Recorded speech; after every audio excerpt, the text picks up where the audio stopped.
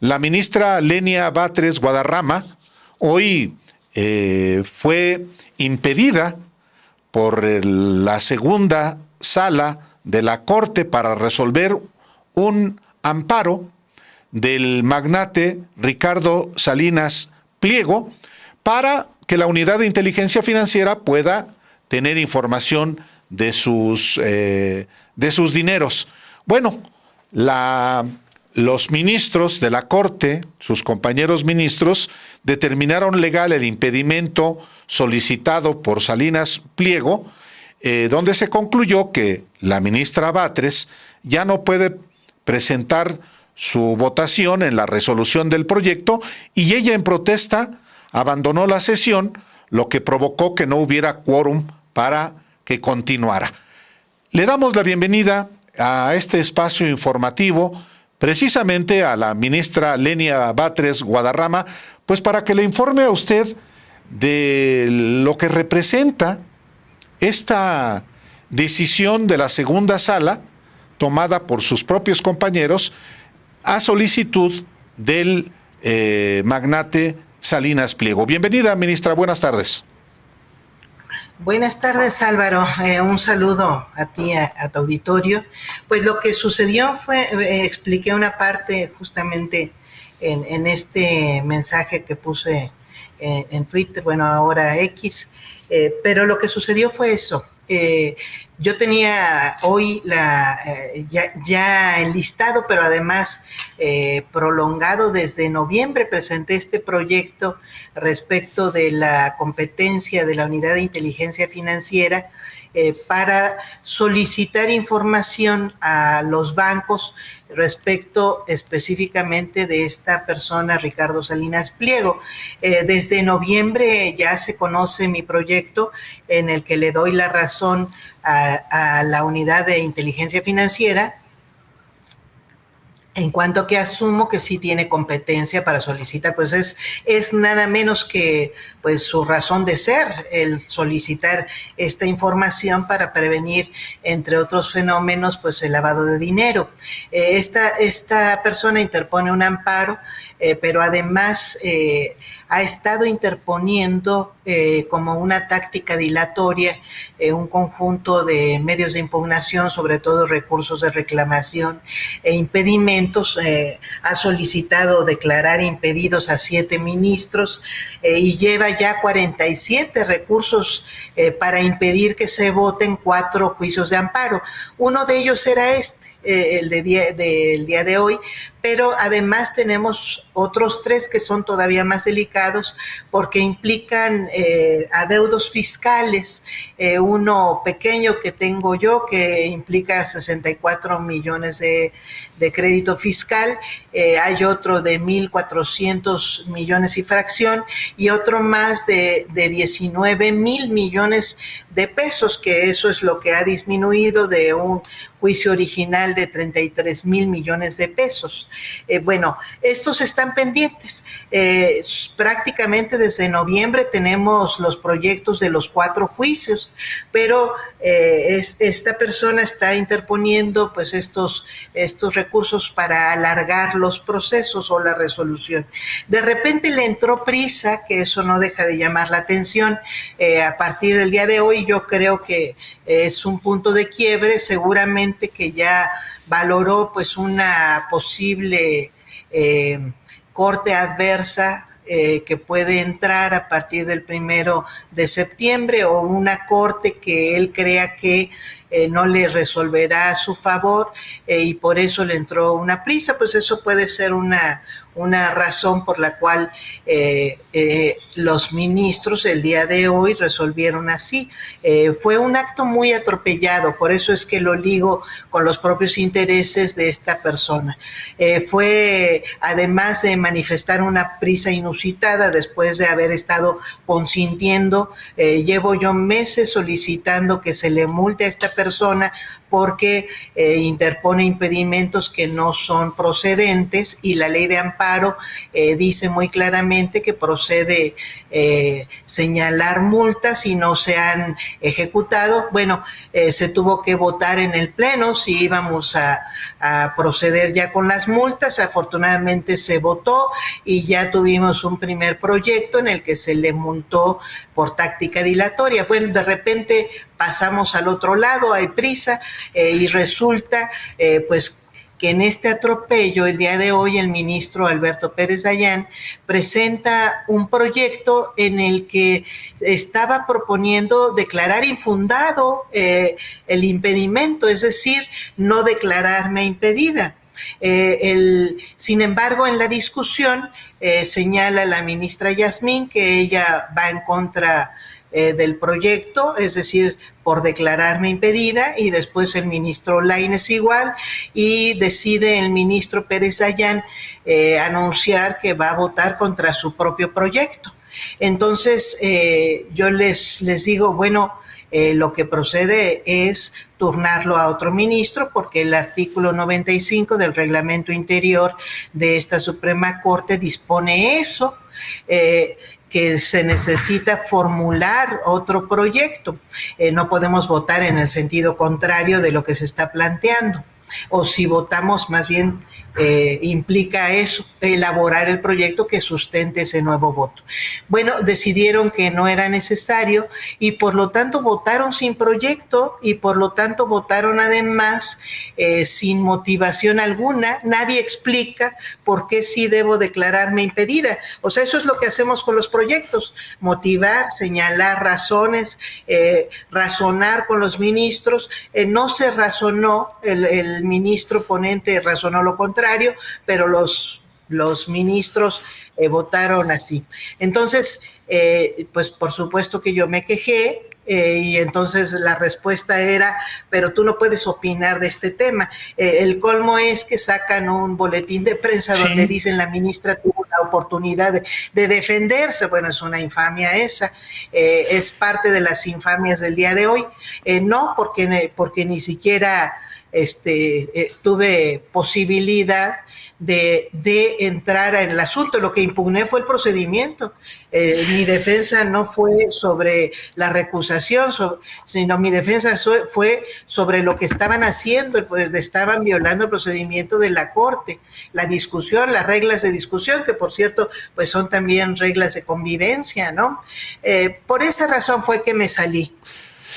De hecho, efectivamente, la Suprema Corte de Justicia de la Nación emite un comunicado específico en el que establece que la segunda sala de la Suprema Corte de Justicia de la Nación, por unanimidad de votos, determinó que la ministra Lenia Batres Guadarrama sí está legalmente impedida para participar en la votación del amparo en revisión 492-2023, cuyo quejoso Ricardo Benjamín Salinas Pliego. Y en efecto, como usted dice, ministra, dice el comunicado: previa audiencia de la ministra interesada, en la que tuvo oportunidad de manifestar en su escrito lo que a su derecho convino, la sala consideró fundada la recusación por falta de objetividad, en tanto la ley establece que ese supuesto se presenta cuando hay enemistad manifiesta con relación a una de las partes.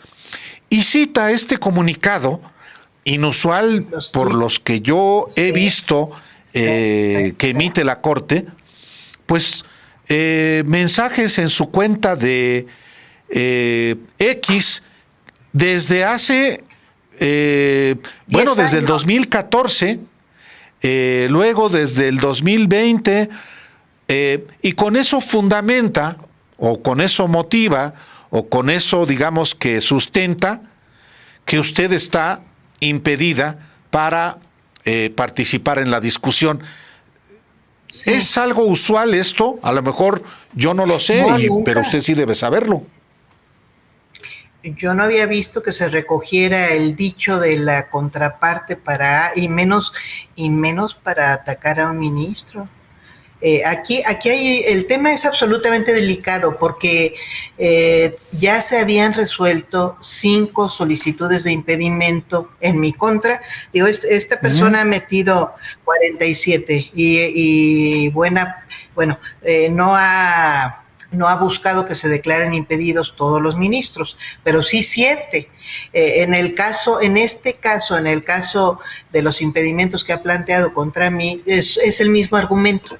Exactamente, que en el 2014 publiqué un tuit que decía que los empresarios deben pagar sus impuestos y eso confirma la enemistad que yo tengo con él. Bueno, yo no tengo enemistad. Justamente lo que busca la ley, pues es que alguien que conoce a otra persona y que podría tener razones para vengarse o algún tipo de problema personal, pues pueda reaccionar mal o se pueda transmitir su problema personal a una resolución.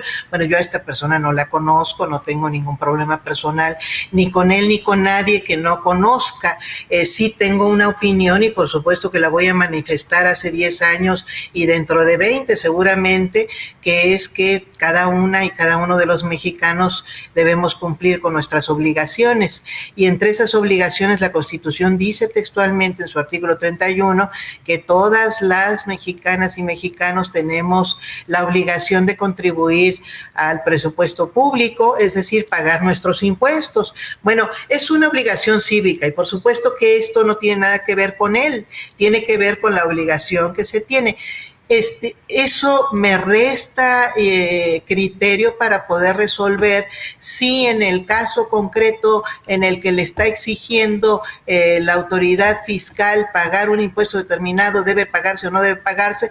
Pues yo creo que no, pues es no hay una correlación directa que impida a esta ministra razonar. Y bueno, mucho menos en el caso de la UIF. O sea, ¿qué tiene que ver eso?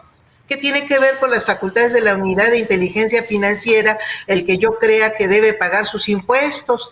Hay ahí un tema en uno de esos tweets que habla justamente, me parece que es el tema del Panama Papers, que fue un escándalo que creo que se le llegó a mencionar a él.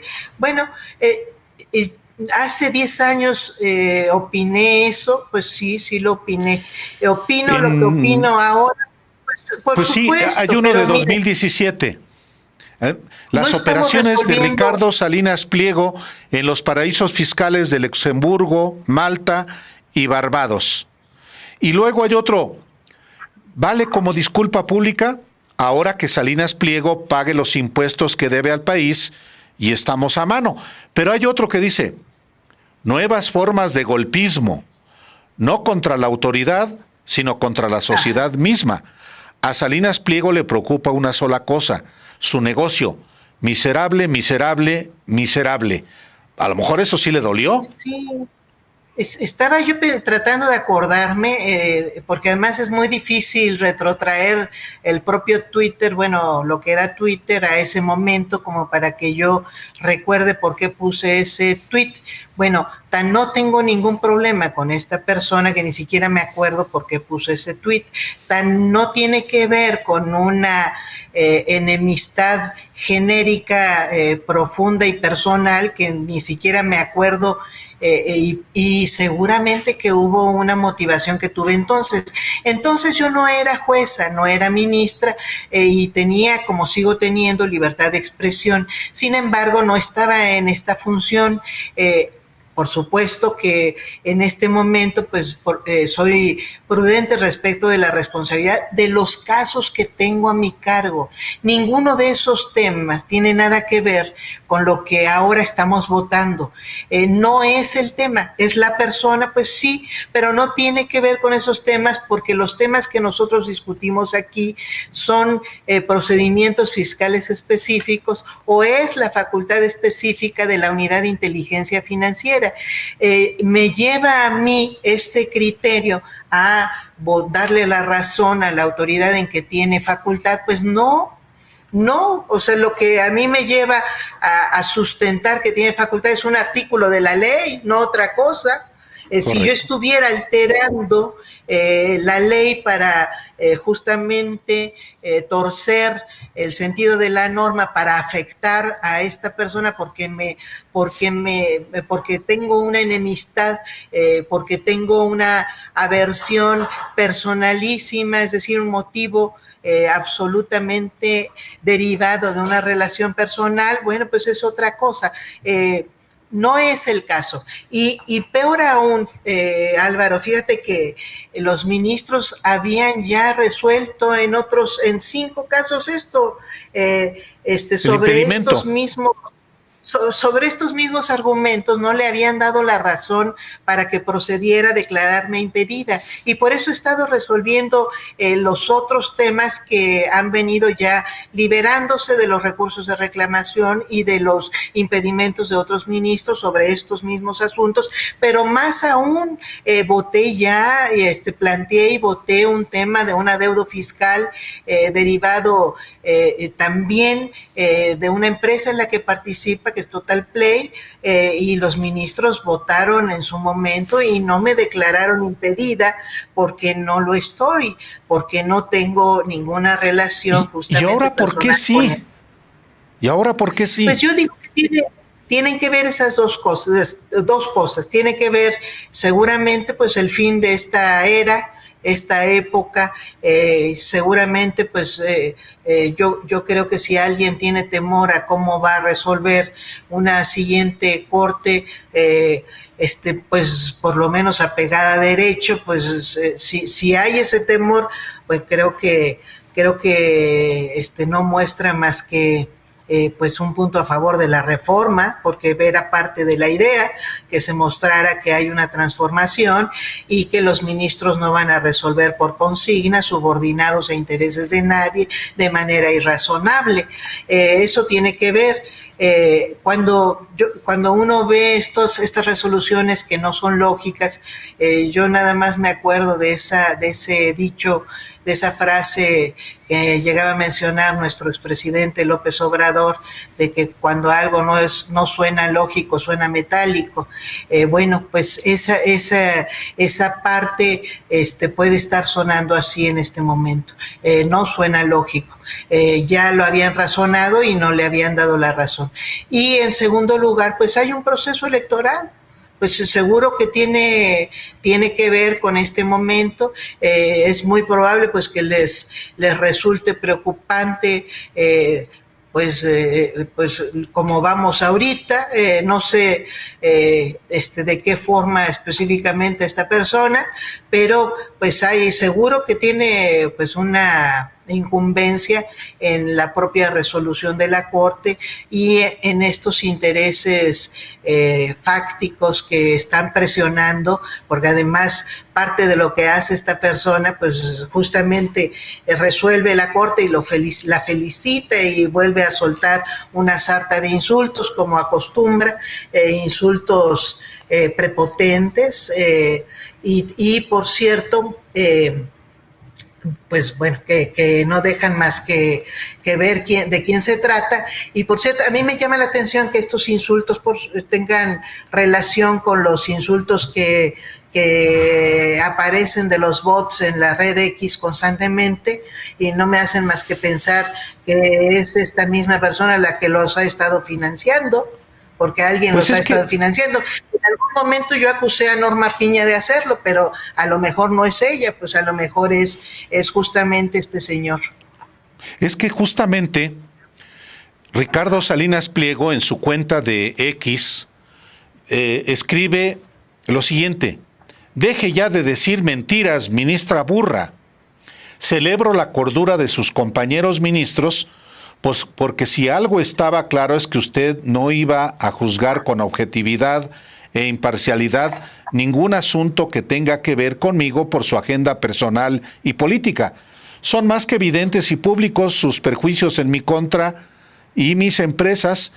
A usted solo le interesa obedecer y servir a los intereses de sus verdaderos amos. Esto fue lo que Ricardo Salinas Pliego escribió en respuesta a su tuit, a su mensaje, ministra, sobre el impedimento que votaron sus compañeros y su compañera, que es la ministra Yasmín Esquivel Moza.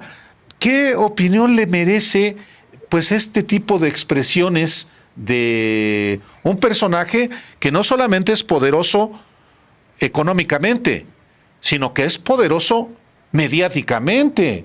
Tiene 3 cadenas de televisión de cobertura nacional y tiene una empresa de internet donde va a servicios de televisión también. Entonces, ¿qué representa que se dirija en esos términos a usted un personaje con ese poder? Pues ha estado intimidando, ¿no? Yo creo que ha sido público y notorio, lleva varias semanas que sus noticieros se refieren a mí por algún motivo de manera denostativa. Es más, de repente se les, hasta entre comillas, evaluaron mi función. Bueno, tiene que ver con este intento de intimidación. Creo que lo suelen hacer con en general los servidores y las servidoras públicas, y en el caso aquí de la Corte, pues yo no sé qué tanta relación tengan con los otros ministros. Es muy curioso que, por ejemplo, en el caso de un ministro que fue en su momento muy cuestionado por haber guardado pues un expediente durante meses, ahí nadie cuestionara que pudiera tener algún interés personal, no se le declaró impedido.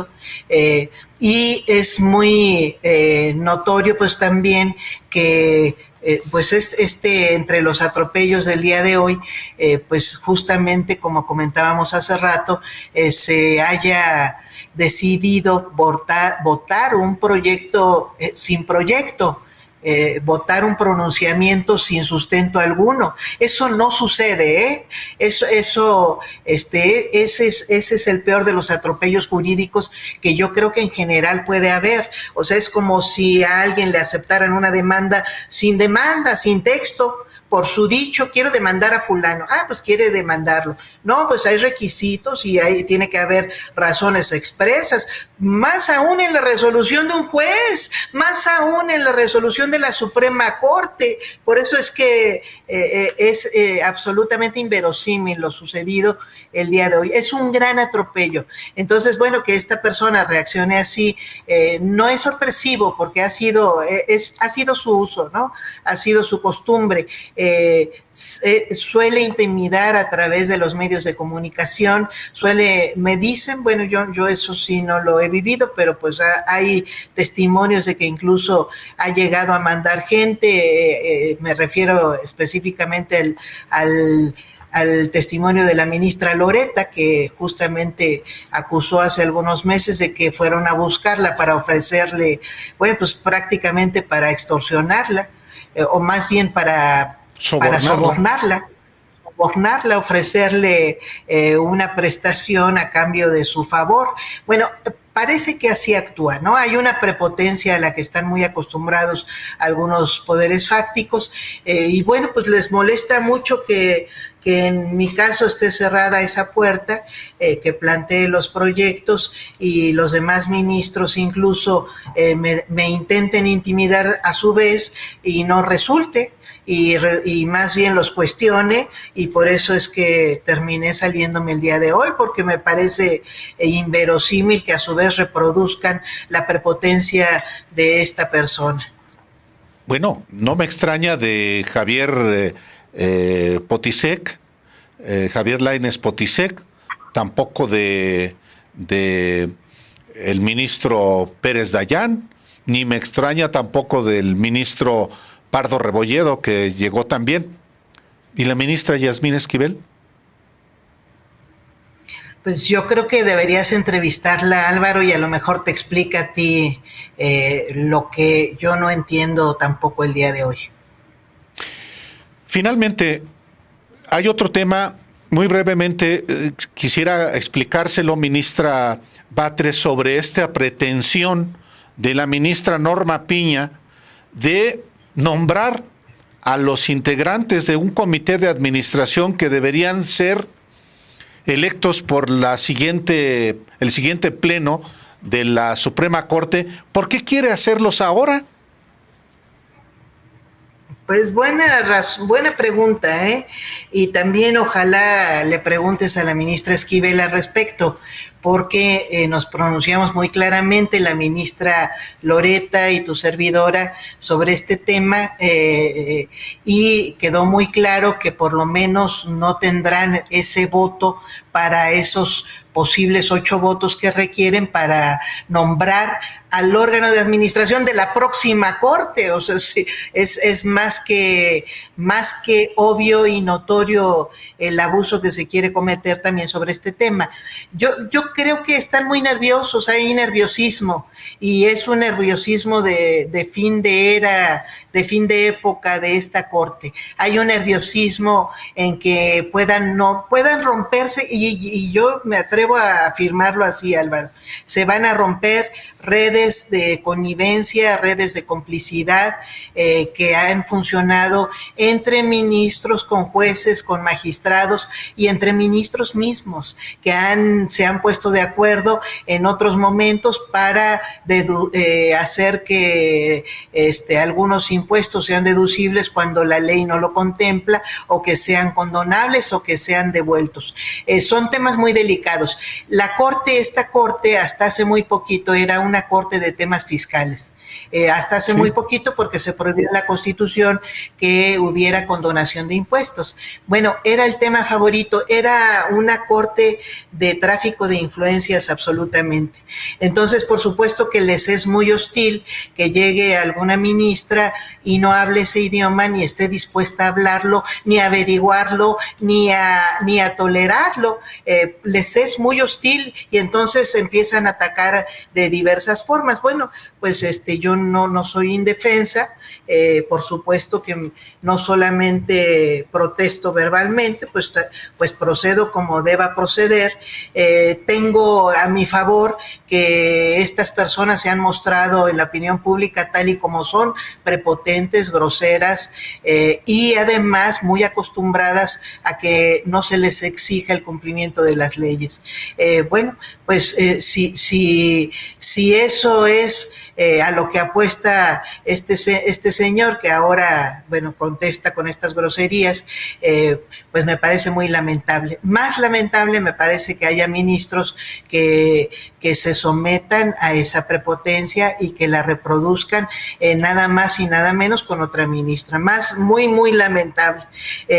Y ojalá, pues sí, pues se investiguen sus razones, las razones de todos los ministros, porque yo insisto, no son lógicas, no quedaron inscritas en ningún lado, y son pues más bien revelan prisas injustificadas, y en este momento de preocupaciones más que ilegítimas.